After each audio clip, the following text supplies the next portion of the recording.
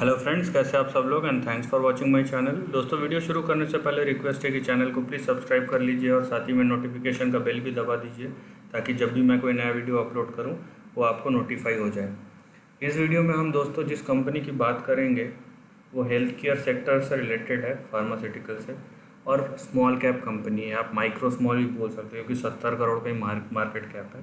तो कंपनी का नाम है दोस्तों Syncom formulations India limited, right. और इसकी अच्छी बात यह है, पहली बात डेटा पॉइंट के ऊपर बोलना ज़्यादा ज़रूरी है कि इसके फंडामेंटल्स रीज़नेबल है। बहुत अच्छे नहीं बोल सकते लेकिन रीज़नेबल है, ख़राब तो नहीं है, राइट। प्रॉब्लम ये है कि ये बहुत माइक्रो कैप कंपनी है, ठीक है। और इसका प्रमोटर स्टेक भी क्लीन है, 38-39% है प्रमोटर स्टेक, सो वो भी क्लीन है, कोई उसमें प्रॉब्लम नहीं है। लेकिन ये बहुत स्मॉल कंपनी है। छोटी कंपनी का प्रॉब्लम ये होता है कि वॉलेटाइल होता है और जो उस पर मूव आता है ना वो रैली के जो एकदम लास्ट लेग है उसमें आता है। ऐसा नहीं कि वो भागते नहीं है, जब भागते हैं बहुत तेज़ी से भागते हैं। अब करीबन कम कभी कभार 3 महीने में ही आपको 1000% रिटर्न भी दे देंगे, उसमें भी कोई बड़ी बात नहीं है। लेकिन वो है जो रहते हैं ना, उतनी छोटी कंपनी इतना लास्ट ऑफ द लैडर रहते हैं। सो ये हमको समझना ज़रूरी है कि हम अगर उस टाइप की कंपनीज़ में पैसा लगाते हैं तो हमारा थॉट प्रोसेस क्या होना चाहिए, राइट। देखिए, जैसे ये कंपनी जो है, इसने जो भी कमाया था वो गंवा दिया। मतलब 2009 से ये 2014 तक 5 साल में इसने 4-4.5% का रिटर्न दिया, ठीक है। 2014 से 2020 तक इसने वो मैक्सिमम रिटर्न गंवा दिया। अब सवाल ये है, क्या ये ऊपर जाएगा यहाँ तक फिर से? That is the question. Answer है जा सकता है, कोई बड़ी बात नहीं है, ठीक है। इसके फंडामेंटल्स भी ख़राब नहीं है तो जा सकता है। लेकिन बात यह है कि कैसे और कब, ये भी एक सवाल आता है। सो ये कैसे और कब जो है ये सबसे इम्पोर्टेंट सवाल है यहाँ पे, क्योंकि जैसे कि मैंने आपको बताया कि ये माइक्रो स्मॉल कैप कंपनी है और इस टाइप के कंपनीज़ में प्रॉब्लम ये है कि ये एकदम लैडर के लास्ट लेग में होते हैं और कब बढ़ेगा वो हमको पता नहीं, क्योंकि ये बहुत ही 5 साल का एक्सटेंडेड रैली आया था इसमें। तो ये बहुत बड़ी बात है, क्योंकि इस 60-70 करोड़ के कंपनी में 5 साल का एक्सटेंडेड रैली आना मतलब ये बहुत बड़ी बात है, ठीक है। सो ये देखिए, ये ऐसा रैली आया था इसमें। उसके बाद जब ये टूटा तो फिर पूरा का पूरा ही नीचे चले गया। नाउ जो पैटर्न अभी है वो ऐसा है,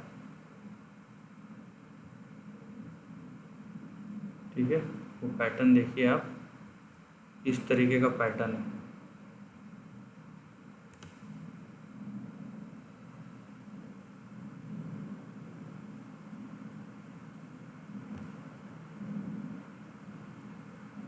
यहाँ पे आपको दिखेगा पूरा चैनल दिखेगा, और ये चैनल को अभी तक रिस्पेक्ट किया है और यहाँ से बाउंस बैक भी आया है, ठीक है। बीच में आपको ये भी दिखेंगे,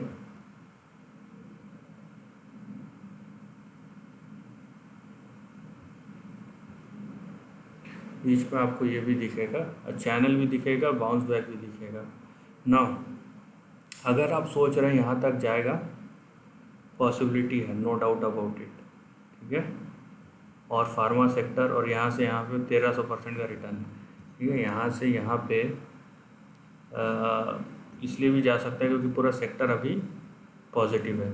सबसे पहली बात आपको समझना है कि आपका ये 39 पैसा यहाँ पे स्टॉप लॉस, जो कि बहुत दूर है फ़िलहाल करेंट प्राइस, ये करेंट प्राइस से है जो उसका स्टॉप लॉस है वो भी 50% नीचे है, ठीक है। तो बहुत दूर है, तो ये थोड़ा सा आप संभल के रहिए।